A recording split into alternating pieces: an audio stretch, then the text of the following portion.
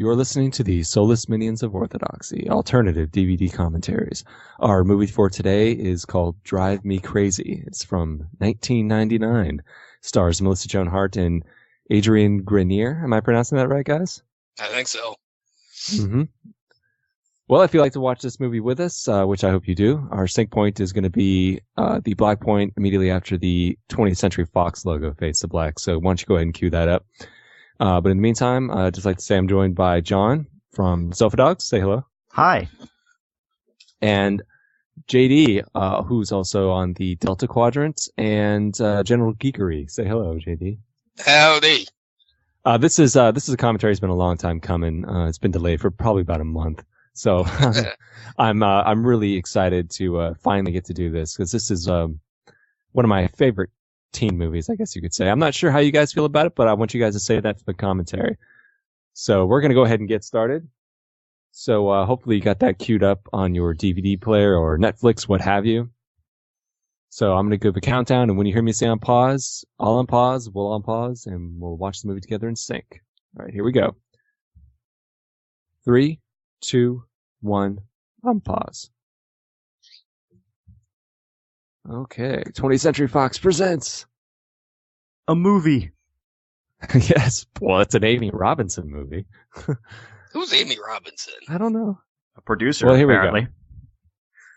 Actually, hey, it's Sabrina the Teenage Witch. Yeah, she's better known as Sabrina the Teenage Witch. Or Clarissa Explains It All. Remember that show? Oh, yeah, definitely. I am watching the Blu-ray of this, which unfortunately is not the best transfer in the world. I was very disappointed by it. Very excited for it to come out. I knew it would be featureless, but I was hoping it would have at least a nice clean transfer, but it's pretty bad. It's very grainy, so that sucks. Kind of makes me wish I didn't sell my DVD. You know, I'm watching the I guess just the standard DVD. It looks okay, all things considered, except I would say it's a little dark, and I'm not sure if the movie is supposed to look that way. You know, if that's just the way they lit it or shot it. I'm not sure, but before I ask you, John and JD, about your past with this film, I'd just like to say right off the top that I did read the book of this film, and yes, this movie was based on a book. Go figure.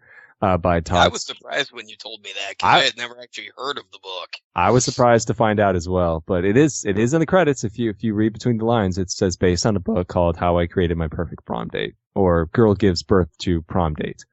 Girl Gives Birth to Prom. What a terrible title. Well, it had two titles, but it was by Todd Strasser. It's actually part of the Time Zone Trilogy. It is a trilogy. It's a trilogy. It's a Time Zone trilogy. He's Todd Strasser is a very prolific young adult middle grade writer. He's written a lot of books, and the Time Zone trilogy was a set of them, but he's got a lot. Well, is this like the first part of the trilogy, or did they start? No, this is, I believe, the second one in the trilogy. They're not necessarily related, like Star Trek or Star Wars. It's different characters in the Time Zone High School. Time Zone, all right then. Mm-hmm. Interesting. That's kind of cool. Yeah. One of the other books in this series is called, I think, How I Spent My Last Night on Earth, and I can't remember offhand what the other one was, but I'm sorry. What were you saying, Tom? Those titles sound like something out of like Showtime's Dead Like Me or something. Yeah, they have kind of a Lifetime sound to them, but yeah, I don't know if you guys ever watched Dead Like Me, but oh yeah, when the girl gets killed by the toilet seat, she's like, well, I didn't know that this was going to be my last night on Earth, and that title reminds me of that. I didn't make that connection. Is that he has in his bag? Well, I'm going to try to recall some differences about the book and the movie. I do that a lot on. Yeah. Oh, I've been curious about that. Soulless Minions. I do that a lot. Yeah. When it comes to movies, but yeah, this in particular, there are some differences. Let's discuss them. But before that, guys, I'd like to ask you, your recollections of this film. JD, why don't you start? Well, when I saw this movie, the first time, where it started was I was working at a Blockbuster Video in college, and I was an assistant manager, and if you guys can remember back when they had video stores, they would. Yeah, that was back in the day of the dinosaurs, right? Yeah, oh yeah, pretty much.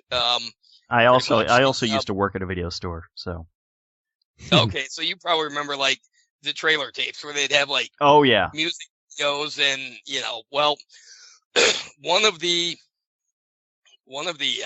music videos was the Drive Me Crazy video with Britney Spears, and I really liked the song, but it wasn't until I was watching the trailer one day or watching the video on the monitor, I'm like, wait, is this from a movie? And then sort of went out with this girl to see the movie, and I liked the movie, but I didn't realize until I was watching this again last month just how long it had been since I'd actually seen it. And I totally remembered immediately why I liked the movie. So, yeah, it's a good movie. And it's got one of those casts that at the time, these actors were really nobody. And then a lot of these actors ended up, going places afterwards. All right, John, how do you feel about it? Because you just watched this again just prior to us recording this for the first time in I don't know how many years. Yeah, basically, I think the only time I'd seen it was right around when it came out, back in 99, 2000. And I remember I was like, well, this was all right. This was kind of cute, I remember it was actually kind of critically praised, that it was sort of off the beaten path and it wasn't like your typical. It was. I was actually surprised by that too. That's why I'm drawn to it. But I'm sorry. Continue. It wasn't like your typical sort of high school teen movie. And I can see a lot of that in here. There are 3 scenes in the movie that I really, really, really like a lot. And I wish the movie had been more like that. And I'll point them out when they happen. Well, I look forward to hearing you. And I wonder if those are more sort of in keeping with like the book. I'd be very curious to read the book. Well, I'll let you know. But the movie overall, I think it's decent. I think it's charming. There are a few developments that happen that either I feel aren't really they're not really expanded upon enough or dealt with enough to my satisfaction. So again, I wonder if maybe they go into further detail in the book and they just couldn't dig into some of these things because of it's a movie and it has a limited running time.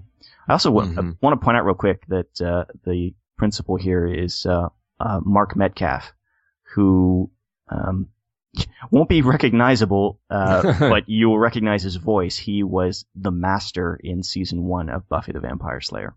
Well, I think I recognize him. He's in Animal House. He's in The Heavenly Kid. He gets around. Go. Yeah, that'll work. Master. He looks quite different as a human. Yes. He's also the quote unquote bad guy in One Crazy Summer. But oh yeah, great movie. Anyway, so I think it's a cute movie, but there are a few things that I'm either just like not too keen on, or I have like questions about that the movie never answers. Well, let me ask you about this right here, John, because this is a major difference in the book. How do you feel about their relationship, Dulcie, with Adrian Grenier here? How do you feel about that? Is it one of the things you think works? I think, you get the idea of their relationship pretty succinctly. Like the movie does a good job of kind of telling you, okay, these are who these people are. This is what their relationship is like, and you understand why they kind of break up or it doesn't really work. But I wish there was a little more of it. And yeah, you'd be right, because the book that's one of the major differences in the book. Dulcie and I can't believe I forgot the character's name. I always go blank when I do commentaries. But Dulcie and Adrian Grenier are not dating in the book. He's actually not dating anybody.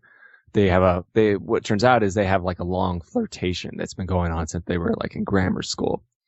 and they kind of get together and fool around once in a while, but they're not in a relationship. He doesn't get dumped, so he doesn't really have a clear-cut motive to go to Centennial, as he does in the movie, as opposed to the book. In the movie, he's trying to win back Dulcie. Yeah, and it's interesting. It's interesting you say that, because I never really thought his motivations in the movie were all that strong either, to kind of go through all of this. We should point out that the adaptation of the book into a script was done by Rob Thomas, who's the creator of Veronica Mars. Which is a guilty pleasure of mine. It's not a guilty pleasure for me. I love that show. Okay. Rob Thomas. My brother made me feel guilty about it because he caught me with the DVD. Well, you can punch him in the face that's for not me. Cool. Yeah. But Rob Thomas, before he was writing movies and television shows, he's also a young adult novelist. Oh, really? I didn't know that. Yeah. Is he? What's he written? Anything I might know? You'll have to look him up, but there's a book he wrote. I believe it's called Rat Saw God, which is actually the name of a Veronica Mars episode.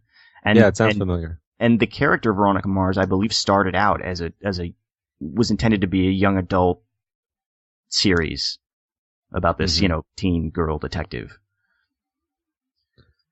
There's the character actor that just went by was Mark Webber.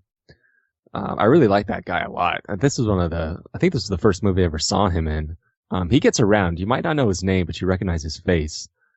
He does a lot of like indie movies, and one of the things I saw him in that I really enjoyed was a movie called The Hottest State. It was actually written by Ethan Hawke and directed by Ethan Hawke, based on his novel. It's very good. I highly recommend check it out. It's about unrequited love, and it'll probably break your heart if you watch it, but it's quite good. And of course, Adrian Grenier went on to be on Entourage. Of course, I think that's what most people will say about him nowadays. Yeah.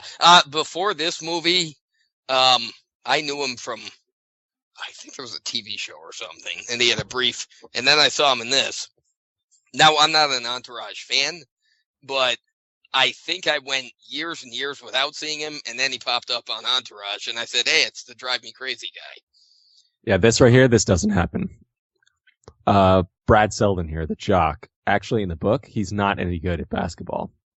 He's pretty much just doing it because of peer pressure, family pressure to succeed, to try to be a part of the social crowd, because, he's expected to. I guess he had brothers or whatnot that played, and so he's expected to do so as well. But here he's kind of like the hometown hero, and he just fell on that cheerleader, and he's going to end up actually asking her to Centennial as opposed to Nicole.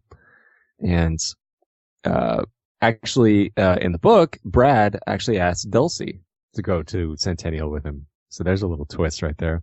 That's weird. And yeah, in the book, it's not Centennial. That's movie only. In the book, it's just the prom. Yeah, it makes sense because in the movie, it might as well be the prom. It basically plays out like that. Well, I found it interesting that they didn't go that route.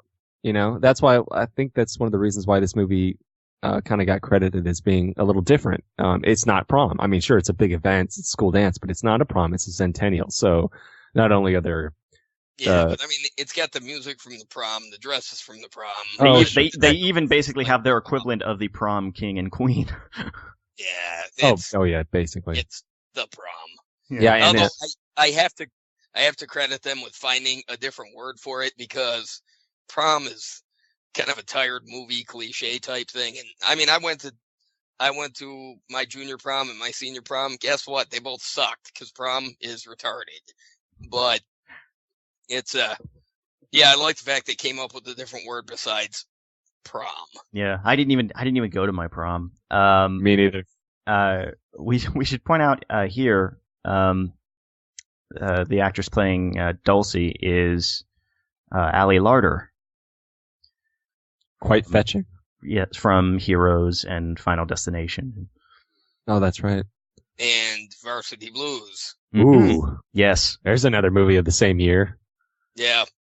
This movie in my mind, you know how movies kind of get paired off in your mind or in culture, like say Deep Impact, Armageddon, Dante's Peak, Volcano. This movie is paired in my mind with 10 Things I Hate About You. It is in mine too. Yeah, they kind of came out around the same time. Yeah, in fact, I was going to mention 10 Things I Hate About You. That is, if I have a favorite teen comedy, that's it. But honestly, I hate to put it in that box because it transcends so many typical teen comedies. I mean, well, firstly, the story is based on The Taming of the Shrew by, by William Shakespeare. So there, with the story credit, like Shakespeare, it's going to have a better plot than a lot of teen movies do, because a lot of teen movies feel like Saved by the Bell, with paper thin plots. But now, I'm not saying it was a genius, plot. It wasn't award winning, but I think the script, really raised 10 Things I Hate About You above most movies for that age group. And I think I've seen 10 Things I Hate About You probably about 40 times, maybe, give or take.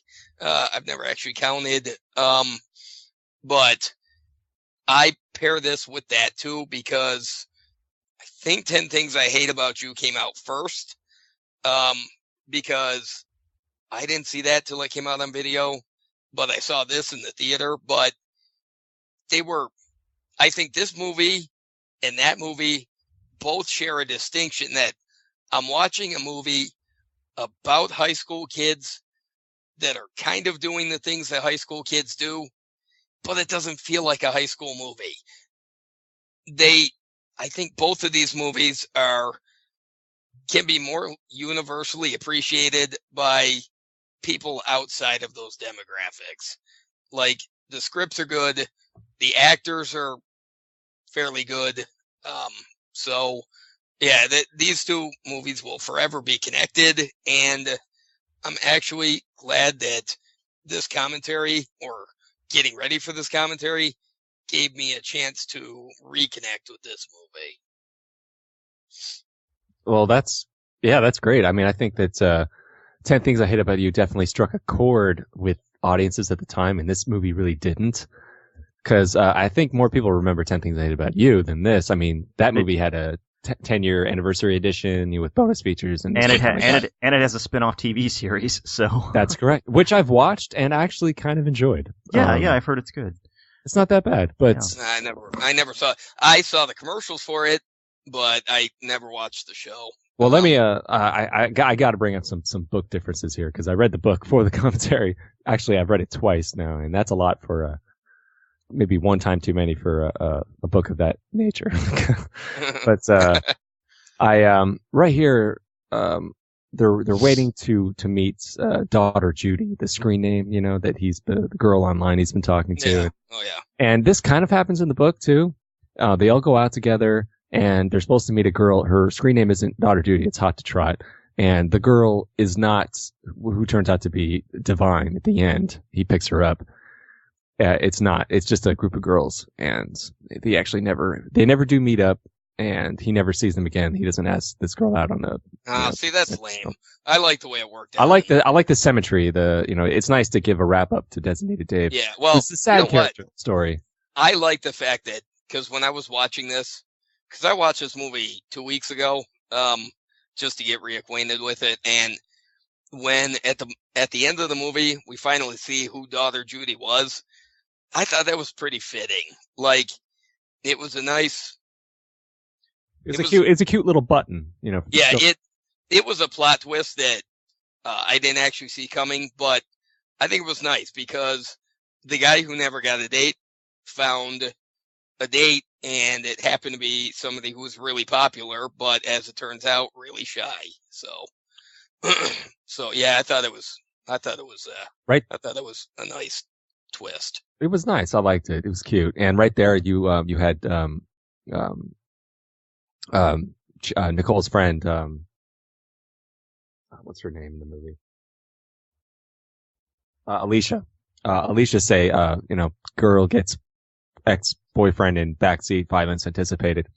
She says things like that in the movie, if you guys notice, that are kind of like newspaper headlines. Yeah, oh yeah. She does that in the book a lot, quite frequently. It's one of her character trademarks. And actually, the character of Alicia is quite different from the character in the movie.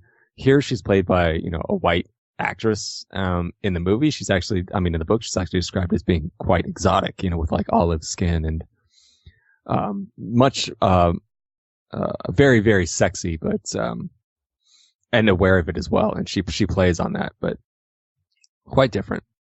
So here comes my first kind of little issue with the movie, where Alicia, she calls the guy two-faced, and then he gets in the car, and then Nicole, gets in his face about like how I guess like he's there are rules and he is expected to ask her out and be with her. And I thought all of that was just kind of like childish and ridiculous, because the guy didn't do anything wrong. Like she is intoxicated. No, I know, but even her friend is, she calls him Two-Faced, and it's like, why? I never understood why they were all giving him grief. Well, yeah, because he also never really did anything to indicate that. He let her know that she was sort of on his radar, but... Well, he did. No, he asked Designated Dave to ask Alicia if he would go with her. So he did make the move he was supposed to make, but he fell in love with that cheerleader, and now she's without a date. So that's why she's so mad. Right, but that's not, he's not obligated to. I just feel like it's like, okay, you fell in love with that cheerleader, good for him. Find yourself another date, Nicole. Like, what's the problem? Well, even she doesn't really care. I mean, she's not in love with Brad.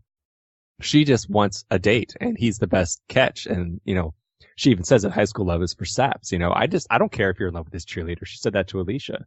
I just need someone to go with, because the Centennial is the biggest thing ever. And, I feel like for all her posturing of like, oh, it's no big deal. It doesn't matter. I don't care. But then she puts so much stock into it, like, oh, it's got to be him. And we're supposed to go to this thing together. And I just never really, he didn't seem like a bad guy to me, and no, not at all. I see what you mean. You're making you have a valid point, and even though the book isn't incredibly dense, I mean it's 200 pages, it's large print. These characters do have much more depth. Nicole is very much aware in the novel that she knows the obsessing about the prom or centennial, whatever you want to call it, is ridiculous, and she constantly says, I should be worried about pollution and whatnot, water shortages, big things that actually matter, overpopulation, stuff like that. But to me, this prom is important, even though I know it's silly. So she's very self-aware as a teenager. She knows that these, social cliches of asking out the basketball star and going to the, being on the prom committee are ridiculous, but to her, these are big things in her life that are important to her at the moment. Well, I do. I also like that. I do like that she. It is. Okay, wait. Hold on, John. Is this a sexual thing right here? I've always wondered. See the way she kind of her body motions. No, I don't know. He says, "What's in it for me?" And she says, "If you have to ask, you're not half as smart as you think you are." And the way she kind of possesses her body, she kind of becomes kind of alluring. No. Yeah, I never thought about it like that. I mean, she's drunk, so maybe and they do fall in love at the end. So Well, I always thought, like, what did she mean by that? No, you know what I think. No, what I think here's how I took it to men, because she's well known in the school, and he's sort of a misfit, and he's got a reputation for being sort of a misfit, right. And that. It'd be good for him to be seen with her, and I think that's what she's getting at. Yeah, and it's like mutually beneficial. Mm-hmm. She'll get a date out of it, and he'll get a catch that he wouldn't otherwise possibly have a chance with.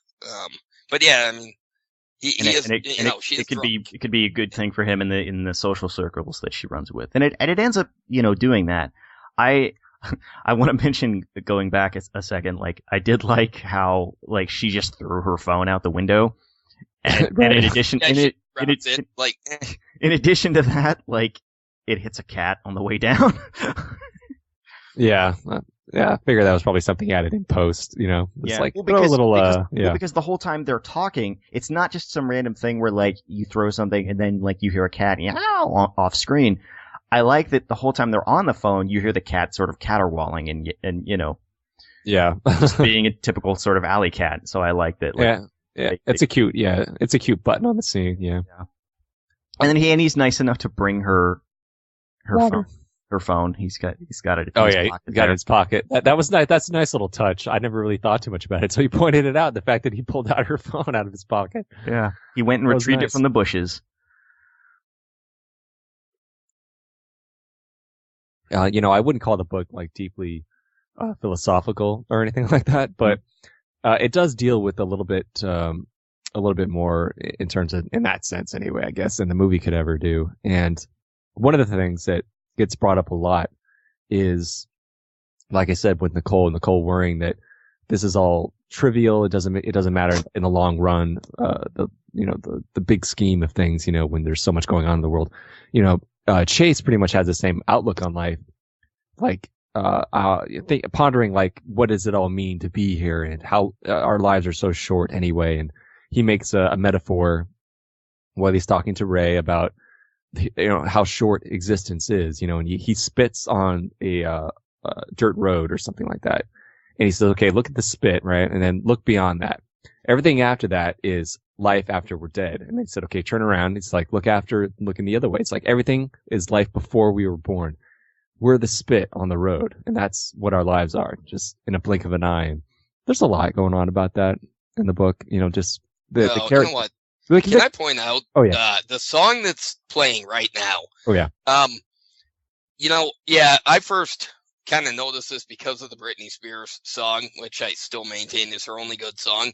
But this song, when I heard it during the movie, because I really like this song, and I believe it's in 10 Things I Hate About You too. But this same year, that song was in a couple of other movies, and I ended up liking the song so much, along with a lot of what else was on the soundtrack, that I bought the soundtrack to this movie. Wow, and, really? Yeah. I no longer have a copy of it, but watching this again makes me think, you know what? I should get another copy of it. Because this is one of the movies, like, the movies from, like, 98, 99, sort of made me realize, like, I listen to the soundtracks now, and sort of made me take notice that I don't really like today's music. It's like time travel, you know, when you do that. Yeah, very much.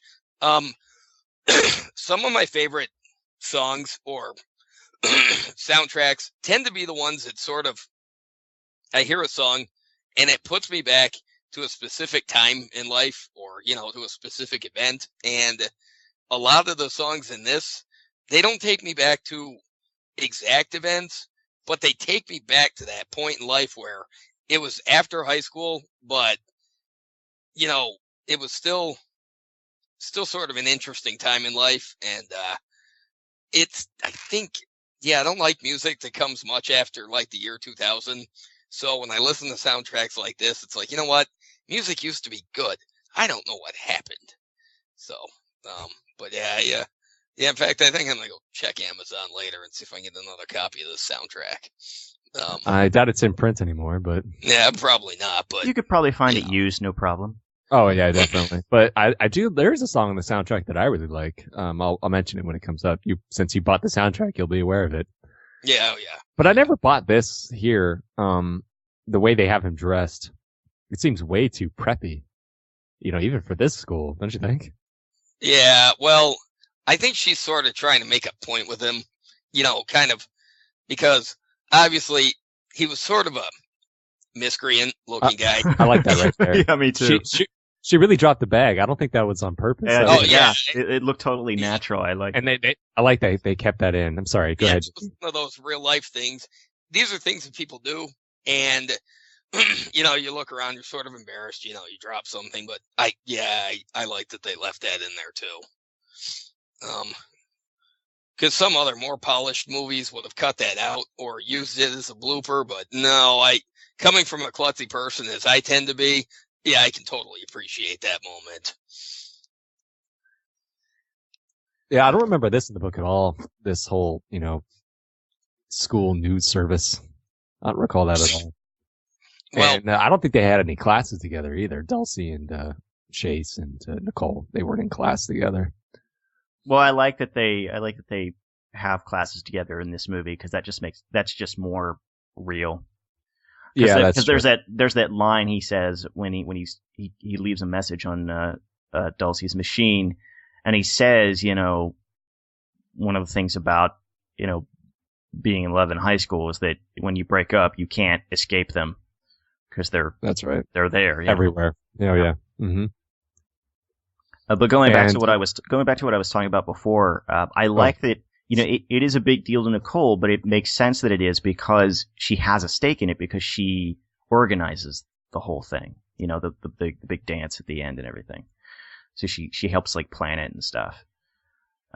So I like that they give her that to do. So it does mean more because like otherwise I'd be like, why do you care so much? I mean, look, I know everybody acts like the prom, it's a big deal. It's like, but at a point, like, you're just like, oh, okay, well, it's a dance. I'll find somebody to go with, no problem. But, she has more of a stake in it than anyone else because she's actually behind the organization of it. Yeah, it does make a lot of sense in the movie. But, in the book, Chase, like I said, he's not going out with Dulcie. They have a flirtation, a long-running flirtation, and she's kind of like an outsider. And doesn't really fit into any kind of social cast. It turns out she has ulterior motive. She actually does want to go to the prom with Brad. And that's one of the reasons why she acts the way she does. She's playing a long-running game to kind of climb the social ladder. But Chase, I think, in the book, he didn't really have such a clear-cut motive to really do what he did. It was kind of a mix of several different things because of the relationships that exist in the book that don't exist here. In the book, he has a kind of strained relationship with his father, as opposed to this, where they get along pretty well. I mean, there was that scene where he walks in and says, "Are you stoned?" He says, "Relax." So you see a Led Zeppelin poster and a black light, just rest easy.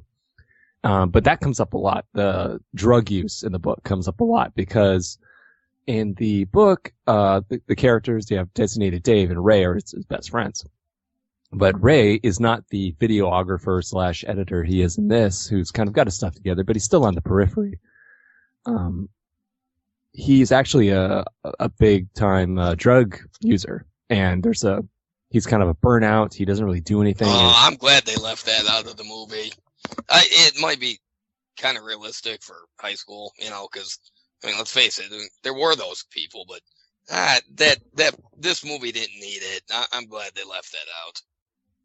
Well, I can see why that was probably one of the reasons Todd Strasser, according to Wikipedia, was not happy with this adaptation, apparently.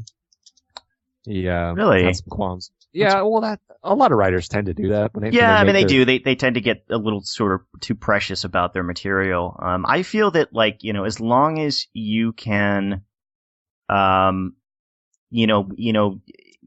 change something, but also possibly improve it, then the author or artist should be more sort of open to that. Because I think making that character, the sort of druggy burnout would have been too much of a cliche because it's like, oh, he's druggy burnout, so of course he participates in these kind of vandalism and messing with the school and stuff. And so I like that he's actually more like smart and proactive. Later Nicole says to somebody who's putting him down, she says, it's like, well, he's going to be winning MTV MTV Video Awards, while you're still the local weather girl. Exactly. Yeah. So, so I do like that they, he's like, oh, he's not just like some regular, loser who's like, and see, he's on drugs, don't do drugs, kids. I like that they actually was like, no, he's like a smart, guy who just happens to occasionally screw with people. Yeah, occasionally. Like, he's the movie starts off the same way the book kind of does. It's I think Chase says, it's a protest against general herd mentality or something like that, and he makes the sheep noise, bah. But that pretty much happens in the in the book. They're kind of rebels, and they're reveling in their rebelness, and they here they use orange water, in the sprinklers, but in the book, it's actually they toss like big wheel tires down the hallway, and just because it'll mess with people. And I think if you have the original DVD, you can see that scene on the trailer. So they actually did shoot that for this movie. Really? Yeah. Yeah. This Blu-ray doesn't have that trailer anymore, but my old DVD did. And I always wondered, hey man, they shot that. That's cool. I want to see that. That's why I was kind of hoping this disc would maybe at least have something extra on it, but it's bare bones. So not even a commentary track then. Nothing at all. Not even a trailer. Jeez. It's not even featureless. Oh, that's pathetic. I was really unpleased, but this scene right here made me actually like this song. Was it Just Want to Keep On Loving You? Yeah. Is it REO Speedwagon? Is that what it is? Yeah. Yeah. I did not like this song beforehand, but now I do, before I saw the movie, but it made me like it. You know how a song can do that in a movie. Oh yeah. Placed right. Like there was do you guys remember the movie The Flintstones and Viva Rock Vegas?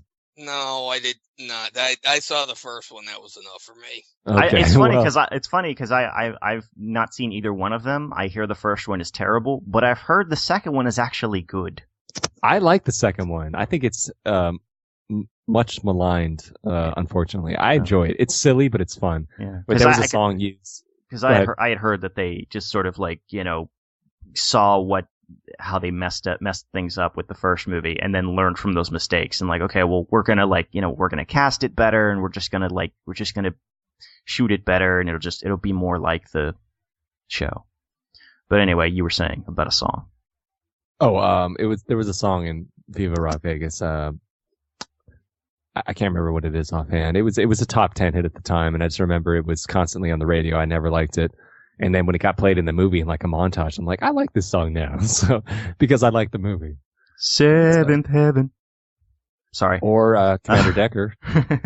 Yeah, you know what? When I was watching this, I said, hey, look, it's Commander Decker. And then, but it's funny because that took me back to, like during I only watched like the first or second season of Seventh Heaven, but you watched even that then, much of it? Wow. Yeah.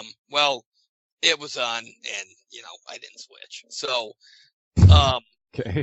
But even then, when the show started, they show the parents, and I'm like, "Hey, it's Decker and the fish lady from Star Trek 4, whale woman." Yeah.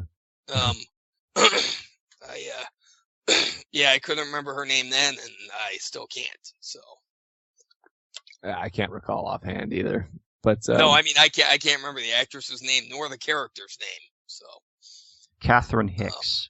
Catherine Hicks. There you go. Yeah. She's also in Child's Play.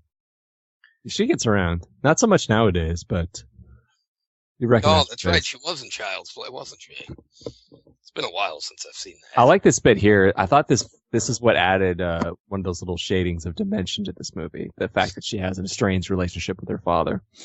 I think that worked, and I like that scene. Like, he gives her this book to help, and she just chucks it over the side. And I like the fact that it's in a hot air balloon of all places. I mean, they could have shot it in a park or a cafe. That was random, and I like it because you don't see things like that in movies very often. We're just going to throw a hot air balloon in here. The electrocutes. That was pretty cool. The electrocutes or the Donnas, I think, in real life. Yeah. Yeah, they were the Donnas. Yeah, I love the Donnas. They're awesome.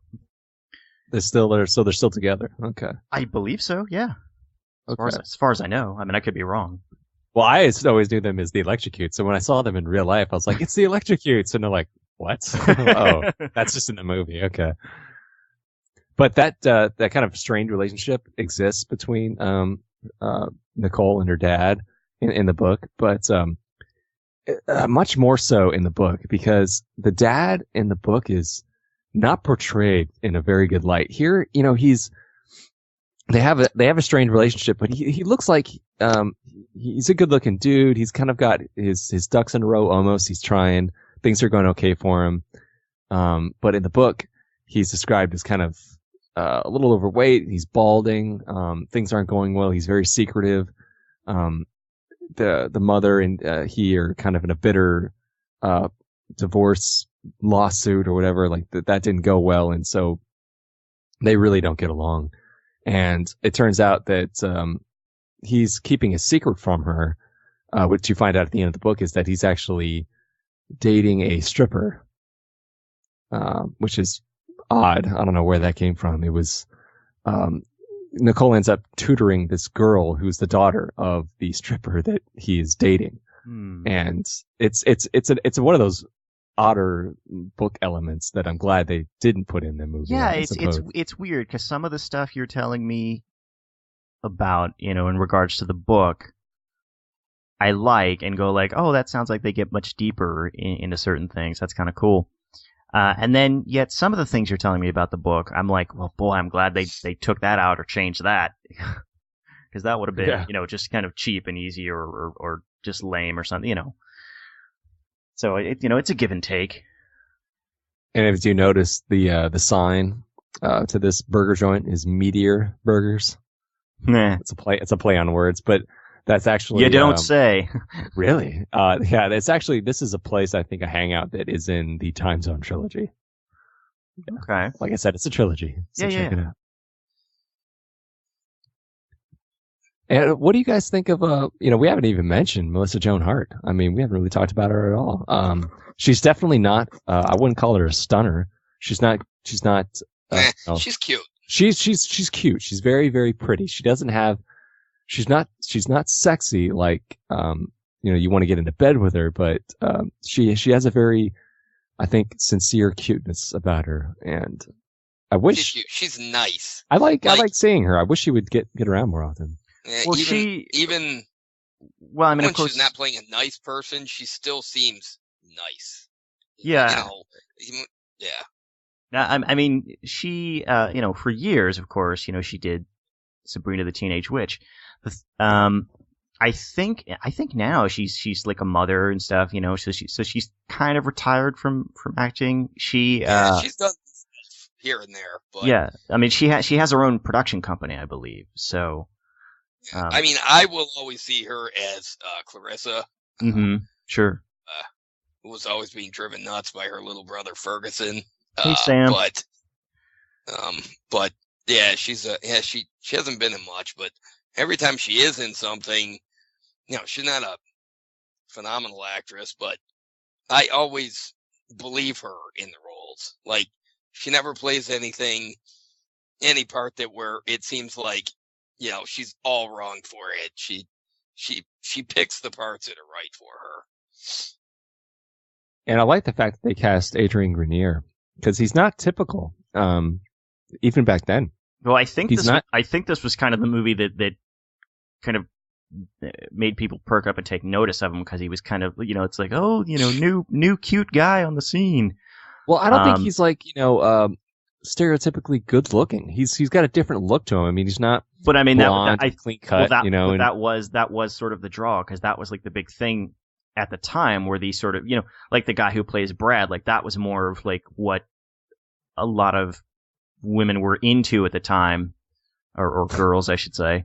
But then this guy comes along, and he's very unique looking, and so yeah, people kind of went crazy. But the thing is, like, he didn't, as much as actors are sometimes molded to do, he didn't go down that path and be like this like young adult teen heartthrob. He kind of disappeared for a little bit, and then showed up in Entourage, where he sort of kind of made a name for himself there. Well, I think he definitely made the right choice by not going down the beaten path, and he's been in some, I guess, more off-center films. I remember I saw in a movie called Harvard Man.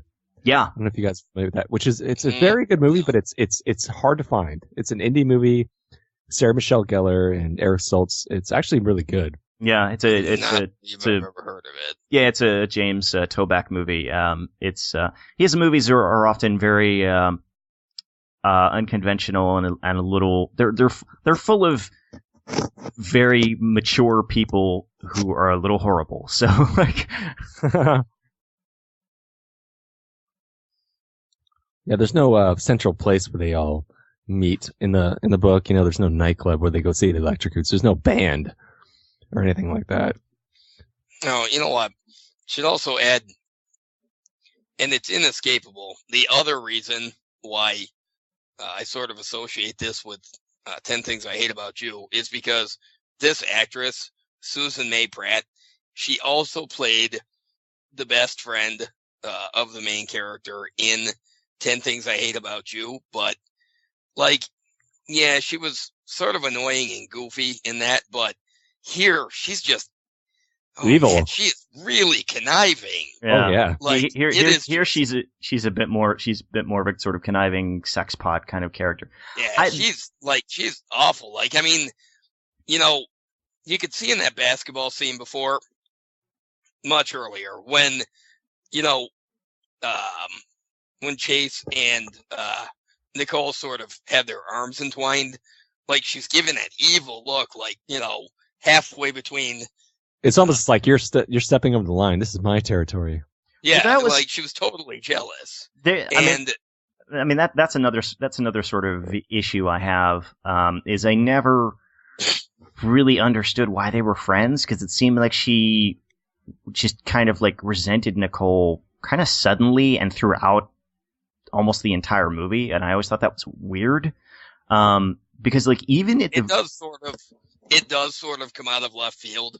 But by the time you realize she's not a nice person, it was like, oh God, just get rid of her. She's such a rotten person. Well, yeah, I think the screenwriter, when he adapted it, he took that kind of conniving ulterior motive from Chelsea and kind of transferred it halfway over to the character of Alicia. Yeah, because like I said in the book, it's Chelsea here who's the one who has the motive of trying to get Brad to go to the prom with her. She wants to fit in, climb the social ladder. Is her name Chelsea or Dulcie? Dulcie, sorry to say Chelsea. Okay. I just wanted to make sure. Well, because like even by the way, Dulcie is a terrible, terrible name. Yeah. This is still the only time I've ever heard that name, and wow, what the hell were those parents thinking? Like that is just it's one of those names. It's just ugly. I wish high schools really looked like this. Well, they used to, but they all look like malls now. Or that. Even at the very beginning, when Alicia calls Nicole on the phone, and Nicole says, like, "What do you think of my mom's halter top for the interview or whatever?" And she goes, what do you think Brad? How do you think Brad will react? And she says something like, "I think Brad has better taste." Like that's right. That's kind of a crappy thing to say. Like, what the hell? Yeah, that is pretty rotten. Well, it's akin to this character in the movie. I think they used the phrase "limited bullshit tolerance." So she's obviously very candid. Yeah, and I like this, even though it's cliched, the fact that they're conveying the sense that she's she's attracted to him now, to Chase. They're doing it visually and not with dialogue or anything like that. Right. Yeah, but it works. Yeah. It's effective. Yeah, it does what it's supposed to do. You know what? It's one of those movies that it doesn't beat you over the head with the explanations on what's going on. Like, the actors all do a pretty good job of showing what they're thinking or feeling. And a lot of movies like this, they sort of tend to have dialogue that sort of telegraphs what people are thinking. But the people in this movie do a good job with just the facial expressions. Like, you can see what they're feeling, but you can also sort of see the gears in their head turning. And you don't get that with a lot of movies. Well, it all comes down to, that classic phrase, show, don't tell. So many people will just tell you and telegraph in dialogue, what's going on instead of just letting you, piece it together. And it's effective here. They did a nice job with that. So I was going to point out the 3 big scenes that I really, really like in this movie, and we missed one. The scene at the sort of, diner, drive-in place, whatever. Meteor Burgers. Yes, where they actually Nicole pulls Chase aside, and she's talking to him about why they start talking about Dave, and he gets upset because they're putting Dave down. And I like that scene where he tells him he's not designated Dave. Yeah, he's just Dave, and she pulls him aside and says, what's that about? And he gets mad because they're putting Dave down, and she says, but how is it any different from, you I'm sure you've put those people down. You don't know them, and so you just kind of rag on them for being different. And he's like, though that's it's not the same thing, when in fact it is. And she even calls him out on the fact that he in his own way kind of puts down Dave, refers to him as Tiny Tim, and she's like, oh, it's okay for you to put him down. That does, that I think that's even worse. So I really like that scene. And then coming up, there's a scene coming up between Chase and D, that is the second out of the 3 scenes that I really, really like. Yeah, I think all 3 of us are pretty much on the same page here when it comes to the moments in the movie, because that scene with Bovine or Divine, whatever you want to call her, and that previous scene, they're talking about designated Dave. There's some of my favorites as well, because it's this kind of this injection of honesty almost in this, what some would say a formulaic movie, where you get 2 characters really connecting. I think that's what it is. It's like when the movie kind of stops being about its kind of its core subject of who's going to the prom and blah, blah, blah. and this this sort of it's that cliched you can't buy me love, there's a great movie. She's all that, 10 things I hate about you. That's sort of here's a scheme that will hatch, and or someone's a bet, or someone has to a challenge to take someone out to blah blah blah blah. When they stop that and they just it's just these people just chatting and getting to know each other, the writing tends to be a lot better, the dialogue, the performances even. I really like this scene between these 2, and I like how she kind of opens up to him, and he says, well, why are you telling me? And she says, because we're kindred, because you have your own stupid nickname. Yeah, that's right, Hambone. Yeah. And I think it's also kind of a clue into that, the kind of veil that's over the the social structure. They're all kind of, I think, afraid in a way, of not being popular. All these kids, they're happy where they are, but they're all worried. Divine is here. They all have that 2-sided nature to themselves. They're happy to be popular, but at the same time, they're worried that they won't fit in. So they're just kind of pretending to be who they really aren't. It's what we have here. Well, and it's also a thing where because she even asks him, they ask each other are you happier now?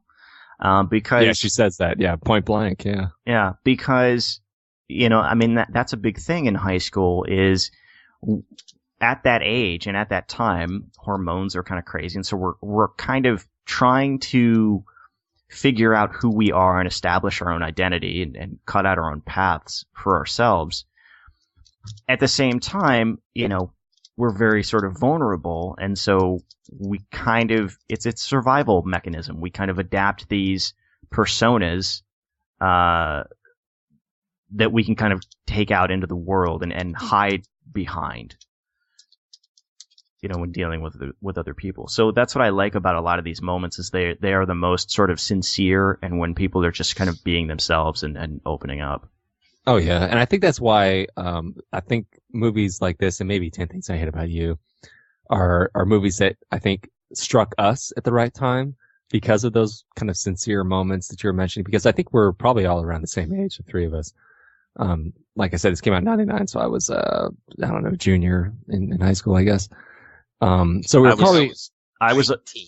I was already out of high school by that time. okay. So we're pretty close in age, and I think we all saw this at kind of the right time, and that's why we remember it, and it sticks out in our minds. And, Yeah, because if I had seen this movie a couple years later, it wouldn't have mattered.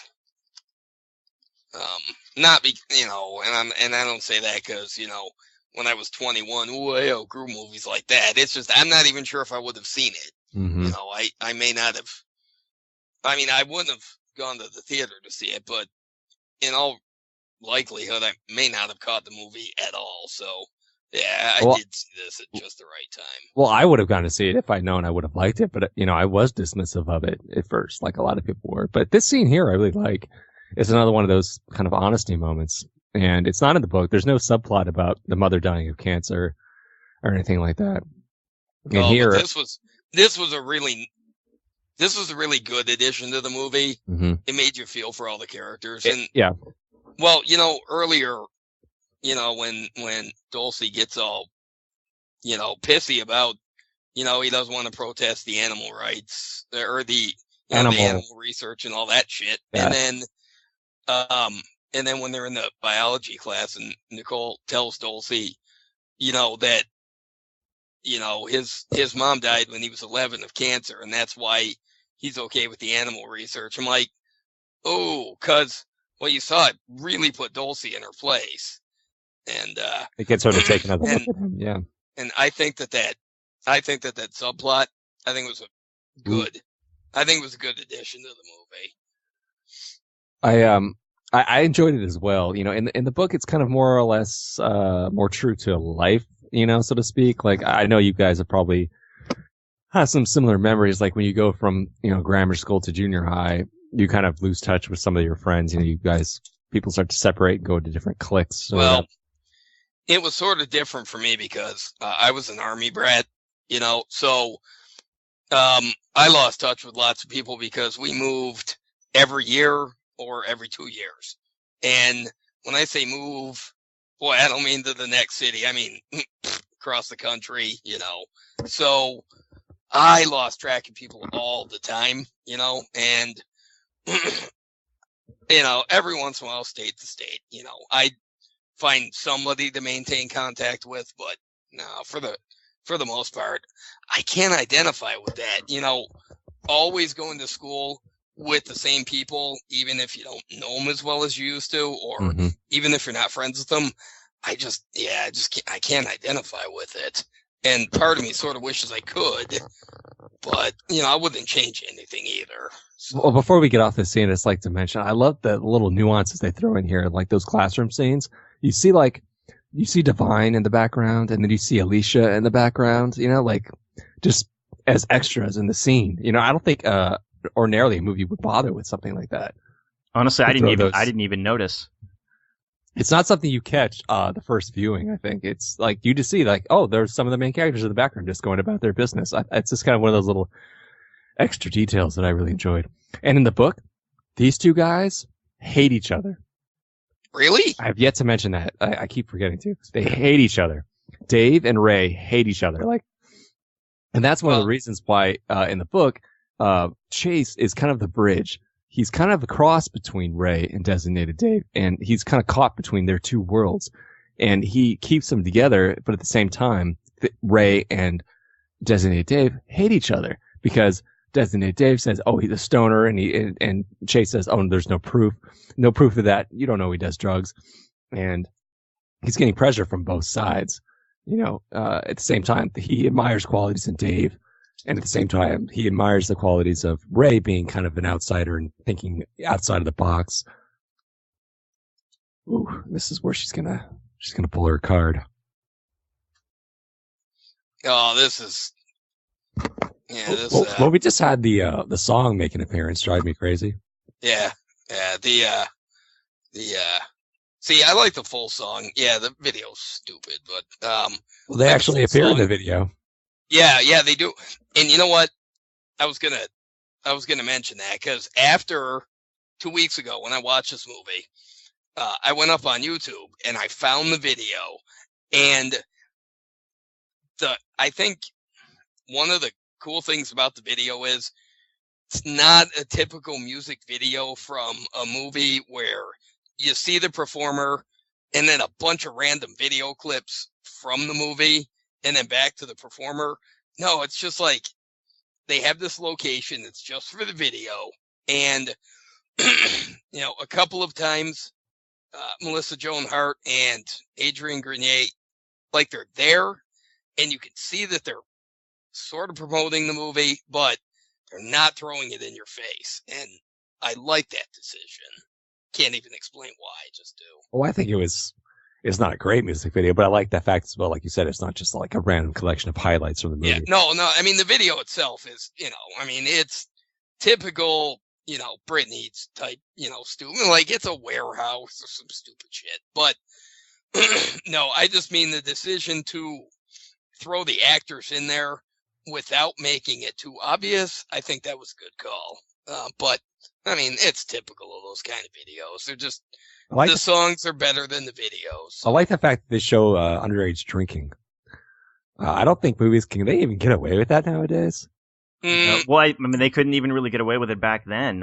If you recall, Can Hardly Wait is full of digital visual effects to hide the fact that there's a lot of drugs and drinking by minors. Well, I mean, he very clearly is taking shots. Yes, so is she. yes. But I about the song. I like the song. I think it needs more cowbell. Well, every song needs more cowbell. In fact, I got a fever, and the only cure for it is cowbell. Well, in fact, that's where the movie gets its title. Of course, originally it was going to be called "Next to You," I think, which is, I guess, as bland as generic as you can get. Yeah, not that much better than Drive Me Crazy. Well, that was a big thing at the time too. Was movies that were named after songs. Mm-hmm. But you notice here, like the way like she kisses him and like her eye like focuses on Nicole, like you could tell like, she's enjoying it almost. It's weird, huh? Well, not that, but just like Nicole should be able to tell, and it seems like she did see it. Was that like the girl was looking to see if she could see her kissing this guy? Like she was just like, here's another moment that I had kind of a problem with because I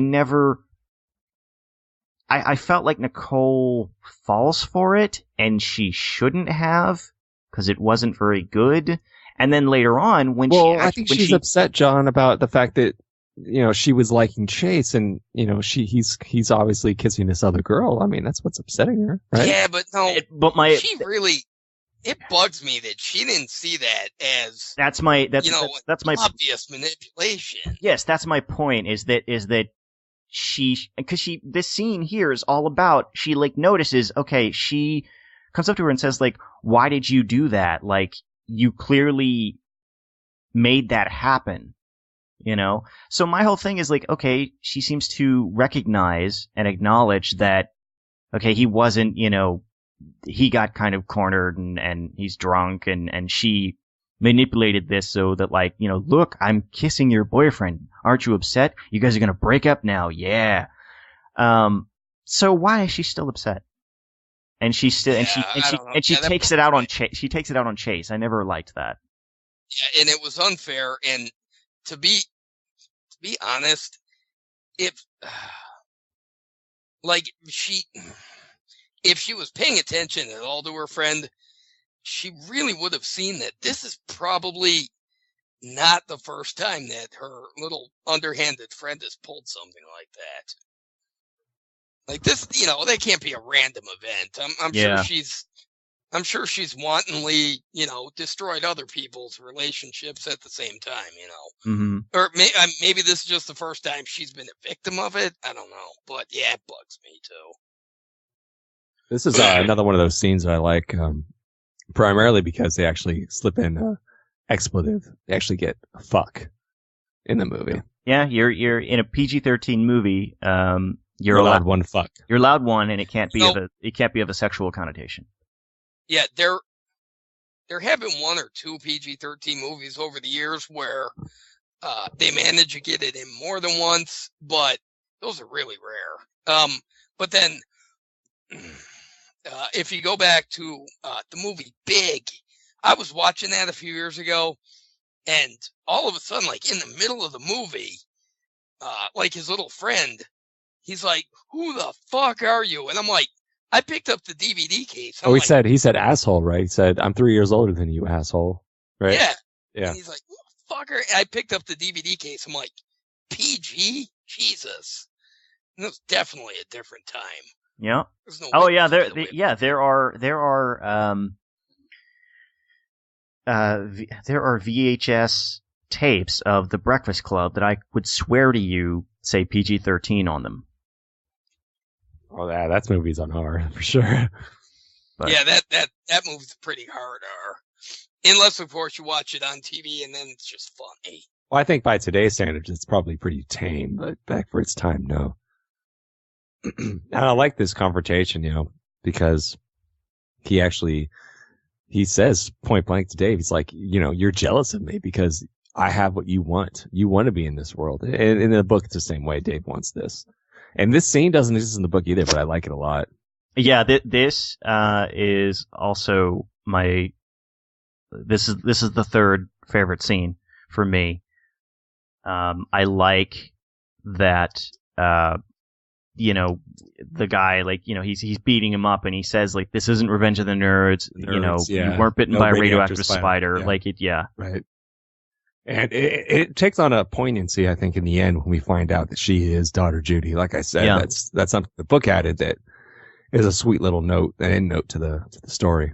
And I like that she, he's trying to be chivalrous and stand up for her, but then she actually ends up saving them both. Yeah, that's right. That's not typical. She pulls Yeah. out the mace here, but he's getting his ass handed to him. Yeah. That's awesome. Well, that's not. Not the beating the It's pancakes, but like, that is not awesome. What's wrong with you? I mean, it's not No, like, it's not maybe stereotypical in movie form because, it's not like George McFly decking Biff, it's like, when the nerd comes up on the jock. yeah, This is when like, he no, gets he's hurt, really, it sucks, but yeah. what happens to the bully? Yeah, that's pretty cool. Yeah, I mean, it's like, this is what would really happen. I mean, this guy's a jock. He probably would put Dave down pretty easily, and he does. Yeah. I also like that she asks him to take her back to the party so she can be with her friend, as opposed to just take me home. I thought that was interesting. You thought so? I don't know. It always kind of bothered me. Well, no, because it makes sense that, like, if her friend is at the party and this happened, like, she's gonna want to talk to her and. Yeah, and it does make sense. I don't know. I guess it's maybe a female thing. You know what I mean? Where they would want to immediately talk to a friend when guys probably wouldn't. Maybe. Yeah, pretty much. Oh man, that's a nice high school. Hey guys, sorry about my voice. I've been a little sick all week, but it's like all of a sudden, like the last half of today, it just all went to shit. So That's okay. Well, it is. You're doing fine, JD. But it is. You guys mentioned, that she should have been aware of this kind of ruse by Alicia. But it is, of course, it's written in the rule book of teen movies and love stories in general that the couple has to break up before they get back together at the end. yeah, I mean, and it is, it's an obvious plot device. I don't know. I just don't think they handled it very well. Like, it's one of the few parts in this script that I honestly think was just weak. Like, they just could have done better with it. This is nice, this little montage, and it usually brings me back to my memories of high school because I hated high school. I don't know how you guys felt about it, but high school was miserable for me. Well, I went to 3 different high schools, and 2 of them were okay. The other one kind of sucked, but that's all right. But yeah, my high school experience was relatively fine. Yeah, you mentioned that to me before, John. Yeah, you had my experience was god awful. It was I was a rebel. At least I wanted to be cool like Chase, but I was more of a nerd. But I would have loved to pull off a stunt like this, like what Ray does, like, oh, look at you guys, but, I didn't have the means. But, see, look, if you look in the back, you'll see, in the class, you see, other characters in the movie, like I pointed out in that scene in the chem lab. Like you'll see Dave in the background right there, see? And then Dulcie back there. Like all the characters are in the class, just kind of chilling in the background. They don't have any dialogue, they're just there, which is, and there's Brad in the back, and I kind of like that. See, again, they do a good job of that with 10 Things I Hate About You, because when you watch that, some of the characters only ever have one or two lines, but they show up repeatedly. Like you see them at the party, you see them in the background of their classes, you see them in the hallways, and it makes it feel like it's a cohesive world. Not like, look, I love Star Trek, but you can watch 3 episodes in a row and never see the same backgrounders twice. You have that problem in movies. You see a lot of extras, like in crowd scenes, and none of those characters ever show up again. But here, I think they do a good job with that. It's a small detail, but I think it adds a lot to the, ambience of the movie. I want to mention that whole video thing that he cut together,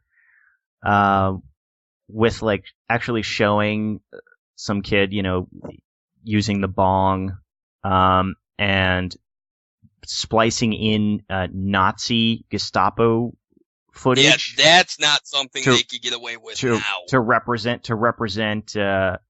To juxtapose like pep rallies and school like unity.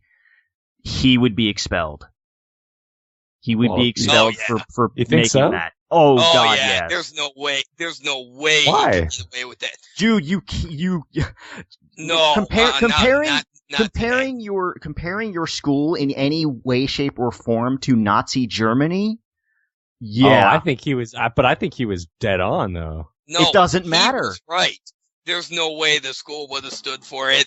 He would have been out on his ass before that video even ended, because all it would have taken was one complaint from a student or the teacher informing, the administration, and he would have been gone. Yeah. Well, this is the song I was talking about, JD, that I like. It's called Stranded. Yeah. Yeah, it's by a band called Plum. I own 2 of their albums, and all of their music I've heard is actually quite good. Here we go, the return of Dulcie with making her move. I like that. It's that she has a little signature kind of way of coming on to him that I guess gets past the nervousness, I guess, of being young and wanting to make out. That they have a way of getting together. It makes it comfortable for them. And I like that he's reluctant at first. Tell you what, teenage years are so fucking awkward. Really? Because, well, people ask me, well, if you could go back and do it again, would you be a teenager again? Fuck you. No way. Oh, I wouldn't either. Hell no. Fuck no. It was just so, like, it's like 6 years of feeling like you're lost, I find it odd that the character of Sue was actually quite pleasant to Nicole right there, when the scene before they were actually at odds with each other. Did you guys notice that? Yeah, but you know how it is in school where, you have somebody you don't particularly like, and then, you can be friends for a few days, and then, at the end of it, you just kind of move on. Well, also she was being nice to her because she needed something from Nicole. Good point. True. Well, at this point in the book, in the movie here, you see Dave has been in detention, for his little video. But in the book, at this point in the story, like I said, Ray is a proposed druggie. There's rumors abound that he's into drugs, but it's never been proved, and he always denies it. But at this point in the story, he's actually been he was picked up for, like, I think, driving under the influence of drugs and alcohol, and he was actually in jail, and he and Dave had to go and talk to him at his house and try to get his father not to, like, beat him up and whatnot. So he does have a falling out, like, in this, but not as heroic, I guess. Well, I'm glad that's not translated into the film, because that would have been just way too on the nose, and the message, way too heavy-handed. Again, he's like, drugs are bad. Don't do drugs. Stay in school. Drink your milk. If this movie, judging by what you're describing from the book, if this movie had been closer to the book, this would have skewed a lot closer to being an R-rated movie. Even if it was a mild R, that I don't know if they could have gotten away with a PG-13. Like, if they were rewriting things from the book, that might have been why. It was just sort of like, some of this is just too gritty. It's like, yeah, it's just some of it just sounds depressing. Well, yeah, and also at the end of the day, this is supposed to be a romantic comedy for teens. That's true. Yeah. But yeah, again, it's like he would have been expelled, and I also find it funny that he gets like however many days of like in school suspension or out of school. He gets suspended, but then he's also still allowed to go to this dance. Yeah, that's true. I'm quite surprised. I never even thought of the fact that he would be expelled in real life. Oh yeah, totally, dude. Yeah, because it doesn't matter how spot on his social commentary is. That is, you do not do that, man. You're out of here. I mean, I was cheering for the video he put up. I mean, it was, it was totally like something that a lot of us, we would have cheered for, and like we would have wished that we could do it, but some of the imagery in that video, like the Nazi rally and what, oh yeah, I mean, and even if he wasn't expelled, let's say they went lenient on him, no way in hell he'd be at the dance. Fuck yeah. No. Yeah, no, for sure. Because, it's like, look, man, it's like you can disagree with the school. Like, we want to have a pep rally to promote school spirit and unity. You may be like, all against that. You can disagree with it all you want, but just let people. It's like you don't have to participate. That's how you can protest or just disagree with it. But basically calling your school Nazis for doing that is messed up. I don't know. Maybe it's just because I hated high school so much. I like the fact that, he makes a play. He makes a dig on the kind of, social structure and how, fascist it is. And I guess I just enjoyed it. I looked past that part. But here we go. This is the centennial. We're here. This is the quote unquote prom, which they famously spoofed in, not another teen movie, but see, this is much more elaborate than any prom would be, of course. Yeah. I mean, all that neon is crazy. Movies, yeah. I mean, a lot of high school movies where they have a prom, you look at it, you're like, dude, there's no way real proms are like that. I mean, nobody I know that I've ever talked to about their proms, nobody ever had a live band at prom.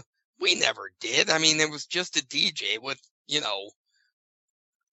playing all your favorite top 40 hits. Well, the other thing, the other thing too is that if by some chance you got a live band for your prom, it's not going to be like a famous band.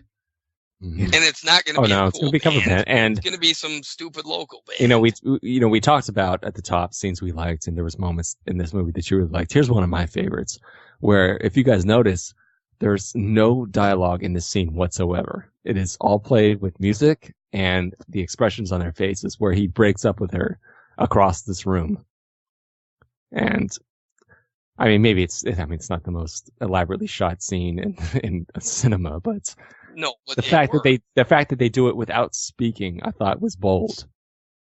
It accomplished what they were supposed to, and it did it well, I think. Right, you can see it in her eyes, you can see it in his eyes. It's like this was a mistake. When in another lesser movie, you would expect him to say, "I don't really love you. You don't really love me. We're not supposed to be together. I should be with Nicole." You would expect him to telegraph it, but right. You know what else is nice about that is that you get the impression that like she understands and she's okay with it. Like she's not. I saw her tearing up a bit.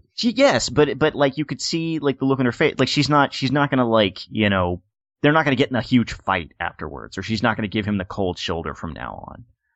Yeah, I think you could. I think you're absolutely right. You could see that they made a connection that, like, you're right.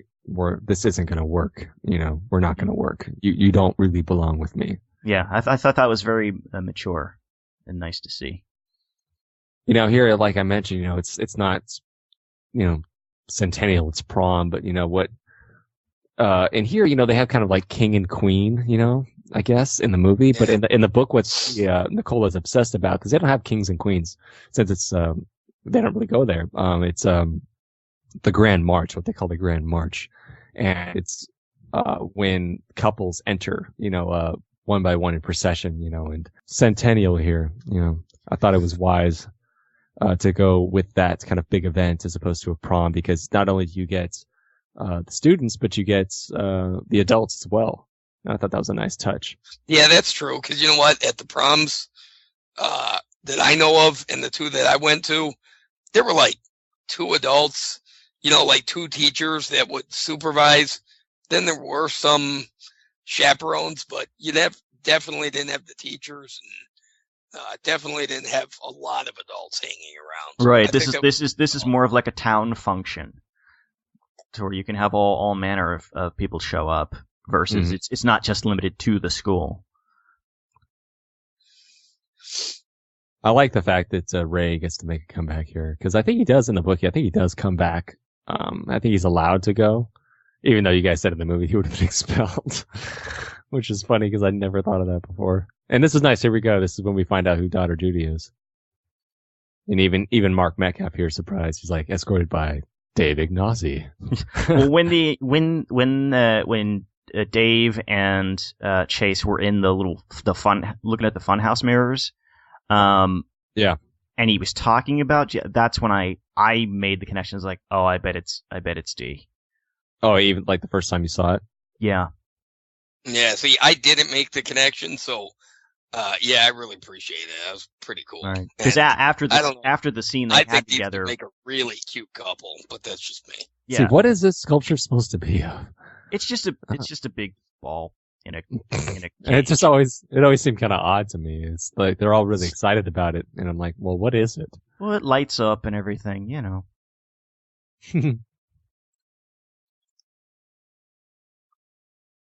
I mean, it's kind of akin to an hourglass, I guess, representing time, maybe. Yeah, sure. That's what I was thinking of. Makes sense. You kind of wish they would have focused on it a little, giving you a kind of better look at it. Mm-hmm. Would have helped. This is a little too movie. The fact that it's all very stagey. He slides down the sculpture, and it's like he has to make an entrance, and that wouldn't happen in real life. But no. Yeah, I think they. And you notice when they announce him and call his name, like the crowd seems to cheer more for him than they do the sculpture. Yeah, they probably have no idea who he is. Right? Yeah, it's like, do these people even know who he is? Like, and I don't know. What do you guys think of the cover we're gonna hear of the Electric Roots covering "Keep On Loving You"? Do you think they tear it up? I like it. I've heard it on the radio before, and I think I've heard it in another movie too. It's okay. It's not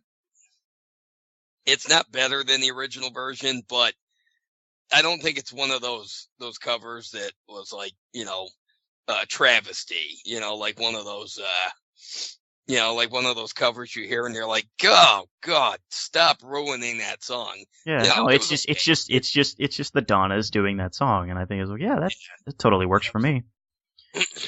Yeah, I've heard a couple of covers by them, various songs, and I think they do pretty well with covers.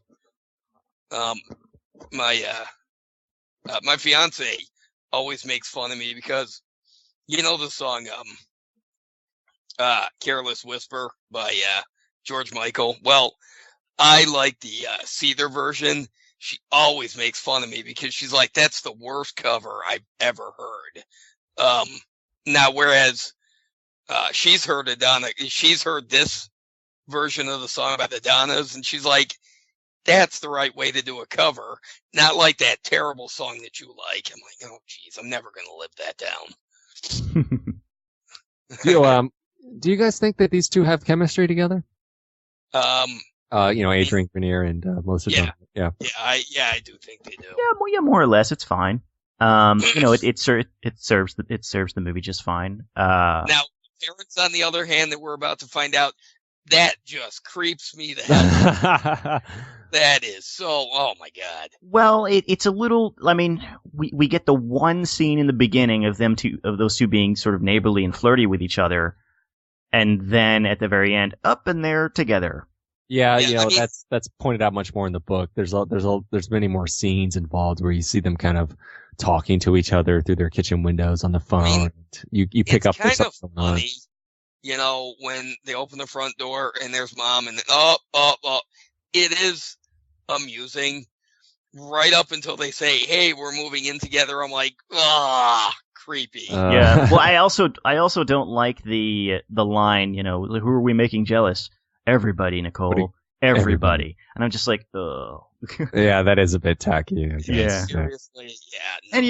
And it's kind of it's like, well, they're, these two are a couple now. Yeah. But then it's like, okay, well, if their mutual parents get together, that would make them by law brother and sister. Like, it just when the parents say they're moving in, I'm like, oh god, break up now. Well, it's also a thing of like, wait, when did this develop or happen? Like, it is sort of straight out of the blue. Yeah, I said in the book, it's not. It's built up to it. And although it's not. Plus, a good parent would not announce that; they would discuss it with their kids. I like this movie, Kiss. It's one of my favorites. But I like the fact that they come back and it looks like dawn, It looks like the sun was about to come up, and I think they've been out all night, and it always made me wonder, what were they doing together? No, it probably just meant that the night, went really long, and then they probably went out to, that diner or whatever, and Meteor Burgers. Sat in a car making out for 2 hours. Well, that you saw. I mean, on the porch, that was the kiss they've been leading up to the whole movie. Mm-hmm. And in a teen movie, a kiss is akin to sex. So, yeah, and the same thing happens in the book where they find out they're moving in together, and we have to figure out what this means. But I do kind of like this little line. Well, we're gonna go discuss this in the treehouse. I'm like, and you see the worried look on the mom's face, Well, they'll be communicating anyways. And you get, you close out the movie here with Drive Me Crazy, which unfortunately didn't really help the movie all that much, in terms of box office. I mean, this movie did relatively okay. I think it was produced for like $8 million, made about $17 million. So it did okay. So that's pretty. I mean, it may double its money back. So yeah. But Britney Spears was really, really hot at the time. Well, that's the thing. I think there's a lot of people that don't remember or don't know that this is a song for a movie, or that it was, or that the video even has that it's like, oh, this is part of a soundtrack for a movie at the time. Well, yeah, because she had so many singles that I think when they started playing this, it was just the new. It was the new single by Britney Spears. Yeah, single. Yeah. It was a Britney Spears track. Nobody thought of this movie. Yeah, and like you pointed out, very wisely, JD. They didn't use clips from the movie in that music video. So maybe people didn't realize it was from a movie. You're right. Yeah, as a matter of fact, I really think that the two, oh my God, Melissa Joan Hart and Adrian Grenier, I think they only show up maybe 2, maybe 3 times in the video, but then they're not right there. And yeah, they were probably inserted after the fact, after they decided to buy the song for the movie. Well, yeah, they may have been, but I like the fact that they don't have them acting out a movie scene, or it's just, I think they did a good job. It's like, hey, this is from a soundtrack, but that's not that important. Well, I wish it, would have been more unique. But before we close out, I just want to mention that music video that I really like from Magnolia, "Save Me" by Amy Mann. Probably one of the best music videos I've ever seen. I've never seen the video. It's excellent. I will say that song might be the only thing about that movie I liked. Well, it's a very interesting music video. It doesn't show clips from the movie. It just shows the characters in their place in the movie, just sitting in the background while Amy Mann sings. It's very clever. I think I'm gonna check that out. Actually, that's good. unique. Well, we're in the end credits here, so why don't we wrap up real quick? Just give our closing thoughts on the movie. Start with you, John. Do you have any closing thoughts about Drive Me Crazy? Yeah, for the most part, I think it works. I think it's it's cute, it's charming. The actors are very earnest and sincere. And there are 3 really good parts in the movie that I like a lot. So I think it's worth seeing at least once. It doesn't hold up in terms of rewatchability and visiting it 10 or 12 years later. Like you don't think so, huh? It's a little too dated for me. Oh, it is. Okay. But it's I'm not going to say don't watch the movie because of it. It's just something I noticed. All right. How about you, JD? How do you feel? I do think the movie stands up. I find myself amused by watching movies from like 1998, 1999, 2000, 2001, when, no, I guess by 2001, everybody had cell phones. But like whenever I watch movies or TV shows that were from like 98 to 2000, it was just on the cusp of where everybody was starting to get cell phones. I don't mean everybody, like everybody had one, but it was like they were becoming more common by then. And I watch movies like this where nobody does have cell phones. And it's like, you know what? If they had made this movie 5 years later, all of these kids would have been communicating by like text message. And I think it would have taken away from, the spirit of the movie. And I don't know why I feel the need to point that out. I've been noticing it more in movies that I'm watching. I'm like, yeah, just a few years later and everybody would have had a phone. But I think the movie stands up. It's not classic. It's not award winning. I mean, not a movie that, I'll put on a favorites list, but